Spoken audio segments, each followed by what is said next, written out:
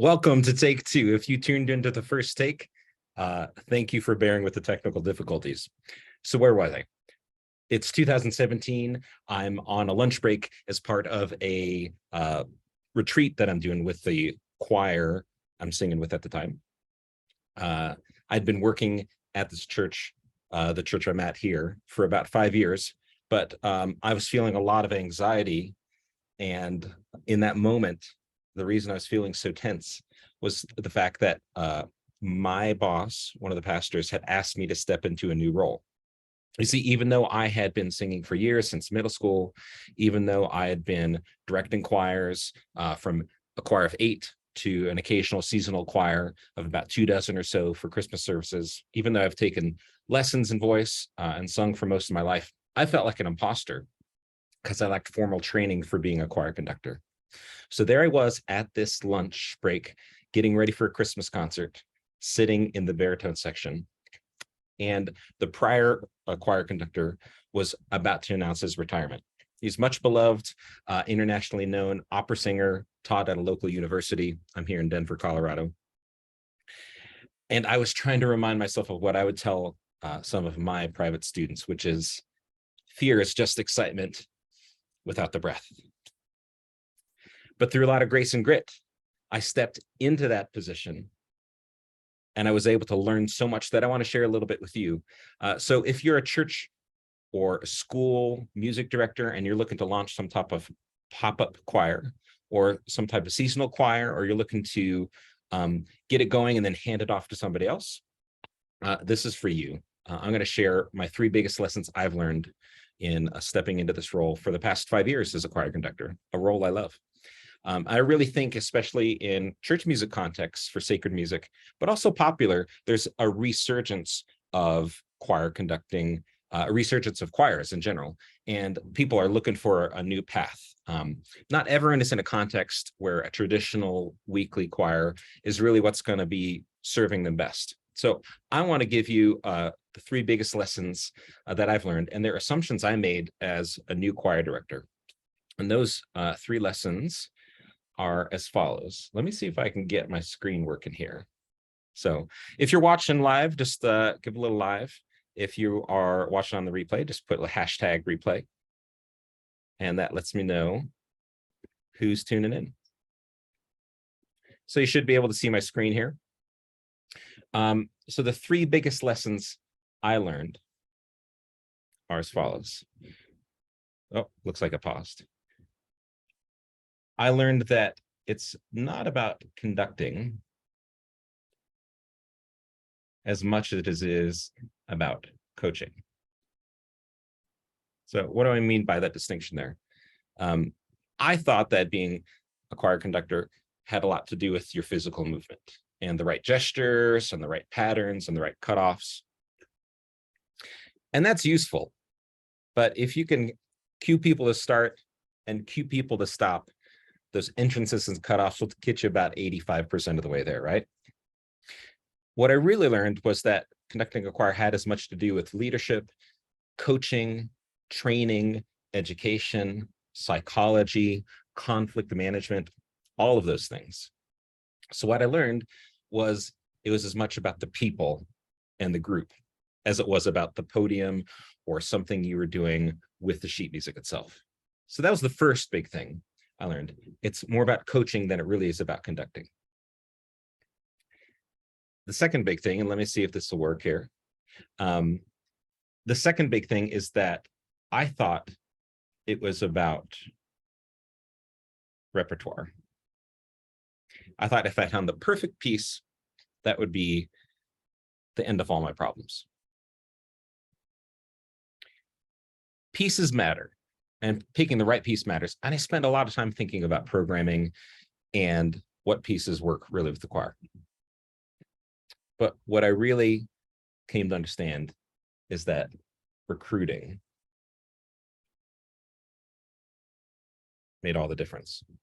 Because once you are able to create something exciting and attract people who are excited by that and start attracting some of your strongest singers who could be the core of your choir, especially if you're starting something new, I had the great fortune of being able to step into a context that was already very supportive. So my growth was immediately accelerated because I was standing on the shoulders of those who came before me.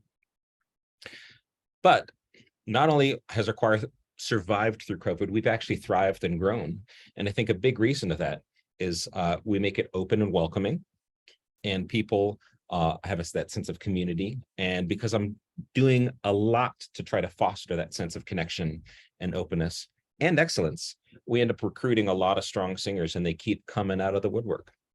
So knowing that recruiting is just as valuable, if not more so, than the rep. All right, last but not least, this is the third biggest lesson I've learned over the past 5 years. I thought choir conducting was about practicing. And a big distinction for me is practicing versus rehearsing. And what do I mean by the difference? For me, practice is individual, rehearsal is collective or corporate. So practice is when you're really owning your own parts as an individual singer, and you come to rehearsal ready to put it together with the group. So yes, there are times when I have to really spoon feed individual notes, individual parts, and we have to break things down.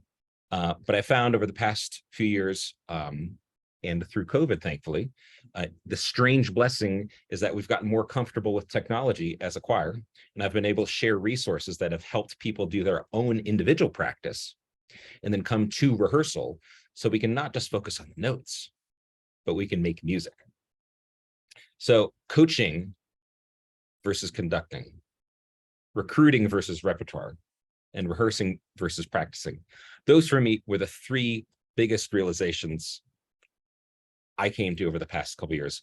And I wanted to synthesize those for you if you're looking for how to start up a new choir. But I also want to cover the 7 keys to really preparing and rehearsing and leading a pop-up choir. And I'm going to go through this in a bit. I'm also going to cover some of the questions that came in. I had some folks express some interest in this presentation here in this free workshop.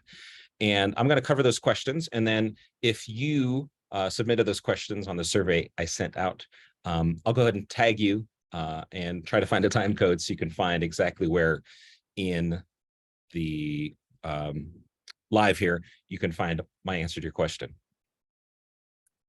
So for me, there's 7 keys to getting your group going if you're looking to start up a new choir. You got to learn how to prepare, how to practice, and how to perform. Those are the 3 big things. And inside of each of those 3 things, I'm going to give you 3 tips inside of it. So I'll actually, if I could do the math right, give you 9 tips. So not just 7, I'll give you a few bonus ones as well. So let me see if I can do this in a more effective fashion, as I am working with my technology as well.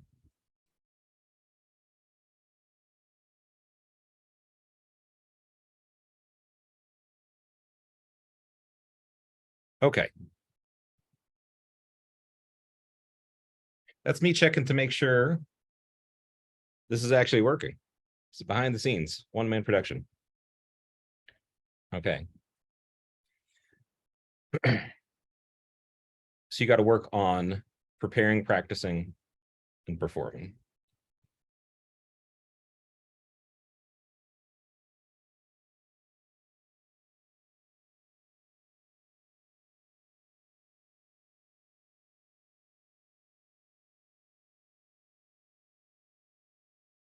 Underneath those,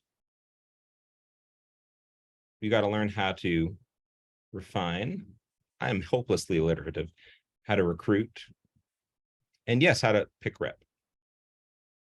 Refine, recruit, and pick repertoire. Let me make sure you're seeing my screen here. So you've got to refine your vision for really what you want your group to be, right? Are you looking to do a group that's just a pop-up? Are you looking to do a group that's seasonally recurring? Are you looking to do something once a month, right?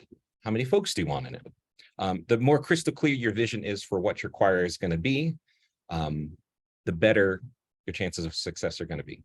So you know this, but you got to start with refining your vision. The second thing is knowing how to recruit. I talked about that earlier, but the real key to recruiting is creating a welcoming environment and finding a way to really invite and challenge your strongest singers while making room for other people who are amateur singers. We've got professional level singers in our group and amateur singers and everybody in between. And knowing how to navigate that is really key. Picking the right repertoire, even though I said it wasn't the most important thing, it is still a vital piece of preparing. So knowing how to pick the right repertoire for your voicing, for your difficulty level. I had someone ask a question about that earlier. So I'll get to that in a minute. Learning how to pick that rep that fits the season, that fits the service, fits the concert if you're doing a concert, that's key. I got 3 tips for you on how to practice. And again, because I can't hold a few things after lunch here, I got to keep it alliterative. So if you're going to read my chicken scratches, you got to learn how to corral folks. That really has to do with the admin side of things. So learning how to organize the music, have the library organized, learning how to organize communication and rehearsal space, all of those things fall under administration. Learning how to coach. This is so vital.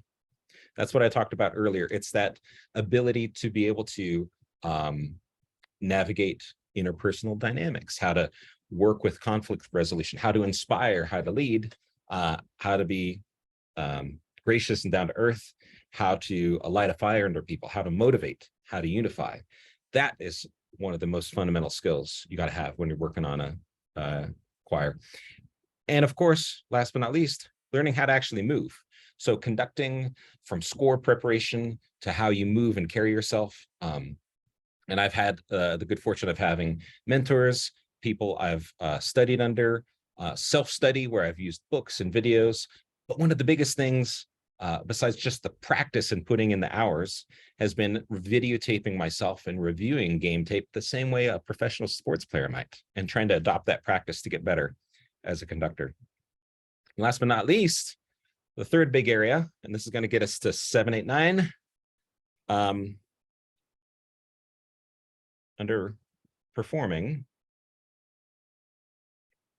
Sorry if the screen share is stopping.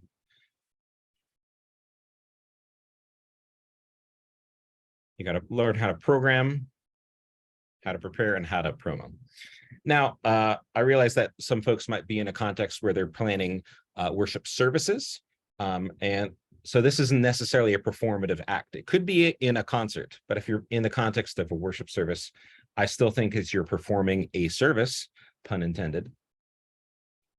And besides, if it's my 3 Ps. So you got to learn how to program a set of music. How does it hang together? How does it emotionally flow? How does it engage the singers? How does it fit into the larger theme? Learning how to program is a vital skill. You got to learn how to prepare for a certain event. So how do you sort of plan backwards in your rehearsal strategy to say, this is going to take 4 rehearsals. We're going to have to spend X amount of minutes on it. Here are the problem spots. Here are the issues that are going to come up. Here's the psychological roadblock if you're doing multiple events where you might hit a slump. Here's where people might get checked out or they might get a little anxious. So learning how to prepare a group. And finally, learning how to promote it. That could be just built in based off of, hey, this is happening. And it could be very relaxed. It could be very intentional and very public, right? With a marketing plan and everything in between. But knowing how to do all those things are really going to be key if you're working with launching a new choir. I also want to share a little bit about how you can work with me further in just a minute. But before I do, I want to double check some of these questions that came in. So the first question that came in is from Patty. And Patty is in Marietta at Marietta County Church. She asked, what attracts people to participate? It's a great question. 3 things, Patty. Community is the big thing. So knowing that there's a sense of community and belonging is huge. It's almost more important than the exact music you're going to pick. The second thing is knowing how to communicate the value of what you're doing within your larger community. So within your church body, learning how to talk about the relevance and the value and purpose of singing together in a group. So that's a skill you got to work on. And the third thing that really attracts people to participate is learning how to organize particular events to create some momentum and some enthusiasm. They could be a simple meetup, it could be a cookie social, it could be a listening party, it could be a little trial rehearsal for people to dip their toe in. But learning how to organize an event often will get people in the door. So let me know if that's helpful. I got a couple more questions that came in here. Kevin from Grand Rapids. Hey, Kevin. You asked about how to find music for various skill levels and still be a quality music. And we got to do a deep dive on that one. But in general, just to sum it up, you might have access to more free or local loans from other libraries than you might realize. ACDA, the American Choral Directors Association, is a great resource if you don't know other folks who are working with choirs in your area. But for instance, here, we actually have a big library and we're often loaning out pieces to other folks. The second place I'd consider is J.W. Pepper is a great publisher. You've got others as well, but they're a great place where you can preview the audio or score of a piece. You can even order like an electronic copy. And they've got some great filters in searching for the voicing you have. If it's 3 or 4 part, you can select by editor's choice or things they recommend to be in a basic library, and really whittle it down to something that works for you. Maybe you need a piece for women only and handbells, right? You can file it down and filter it down to just that. And then for people who are interested in the workshop, I'm going to get after this. I'll give you some viewing access to titles in the choral library here as well. So Kevin, hope that's helpful. Rebecca, you said, I'm interested in setting up a choir, potentially Easter and Christmas. We'd invite church members and encourage them to invite their friends. Something to build relationship and get them through the doors and singing gospel songs. They could invite their friends and families to see them at the services. I'd be working with a mix of beginners and people who don't know each other. So how do you connect them well and teach them their parts? So that's a great question, Rebecca. It's something we'll cover in depth in the workshop. But 3 things for you. First is I'd start with some small familiar refrains, something repetitive, something you can teach by ear, and then start layering. Maybe have one group learn a part, maybe the men learn a part, and then they start singing softly or humming it while you teach it to other parts. And if people don't know what part they are, you can break them into sections, low, middle, high, right? A lot of times those gospel songs are written 3-part actually. So you might really pay attention to where your male voices are. If you got some high tenors, that can help.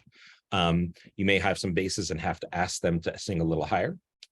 Or sometimes you can just have the basses double the sopranos an octave below, right? But I break them up into sections, start with small familiar refrains, and then I'd follow up using technology. There are so many parts, video recordings on YouTube that are available free, where you might be able to look up a song and hear someone playing through just that part, like the alto part on a gospel chorus. So hope that helps. 2 others here. Jesse from Lafayette said, how much rehearsal time should I expect to plan for one service with 5 songs? I'd say as long as possible, but it really depends on your skill level and your song difficulty. With my choir, we work 4 to 6 weeks out, and we really try to polish it. But whatever rhythm you do, I'd say look at recurrence and repetition, and also look to access multiple learning styles.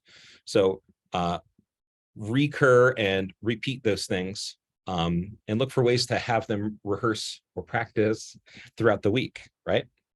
So hopefully that's helpful, but I'd say probably at least a month is a good one, depending on the difficulty level of those 5 songs. And Andy asked, what's the time frame from conception to execution? So I'm guessing you're meaning you have this idea for choir and then you actually start working with them. It really depends on how quickly you want to move. You could take what I just gave you here and use that as an outline to get ready for the fall.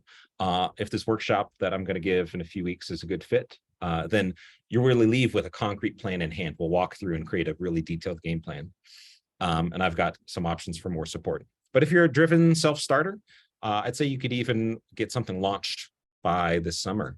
I'd probably want at least a 3-month lead time there. So hopefully that's helpful. I'm going to give you guys a little information about a workshop I'm doing in a couple weeks. So hopefully you can take this and run with it. But if you want more support and want to stay in touch more, let me just see if I can share this screen here. So stand by.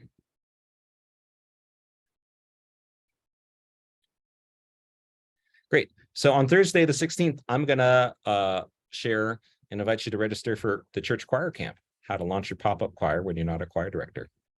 And you can read through this. There's early bird pricing available for this next week, a pay what you want model. But it's going to be day long, 9 a.m. to 5 p.m. my time. If you can't make it live, you'll get recording access. You can watch from anywhere. Either way, you'll get some helpful resources. And I'll also include a bonus Q&A session at the end of the day to try to get as many of your questions answered. And you can look, I'll share this link on the event, a link to this Google Doc. But we'll basically go through those 7 to 9 steps we looked at. Look at how to refine your vision to prepare, how to recruit people, strategies for that, how to select and arrange the right songs for the season, considering range and phrasing and the demographics of your group. We can collaborate on some playlists for those participants in this workshop. Looking at how to train and develop your choir for your first service. So we'll definitely work on some fundamental movement tips for non-conductors and what I've picked up. You'll also practice some effective communication techniques, and we'll share some best practices on resolving conflict and how to really build some intimacy in your group. How do you juggle all the admin from planning and organizing, expenses, budget, technology? We'll cover all that as well. And last but not least, how to really plan a memorable service or concert for your congregation or your community, how to collaborate with other music worship leaders, how to plan and manage those events, a day of cheat sheet to really help you get ready and prepared, and how to promote what you're doing. So it's going to be implementation based. If you want to do this, it's a hands-on workshop, and I know it can be of super valuable help to you. There's a link to register on that page. Again, I'll share that in this event as well. I hope you had some great ahas and takeaways from this. Let me know what you found most valuable. I'd love to hear from you. Thank you for tuning in. Thank you for letting me share my story. And it's been a pleasure to learn over this past 5 years how to work with a group. And despite my hangups, be able to learn how to work with a group of 75 plus people and a chamber orchestra and just have a blast doing it. So thanks. Hope you're having a great Thursday. Talk soon.